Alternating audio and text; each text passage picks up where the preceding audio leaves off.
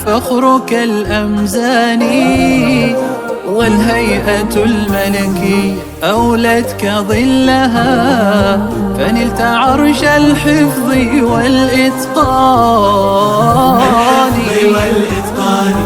رتل ضياء بصوتك الريان، شنف سماع الخلق والأكوان.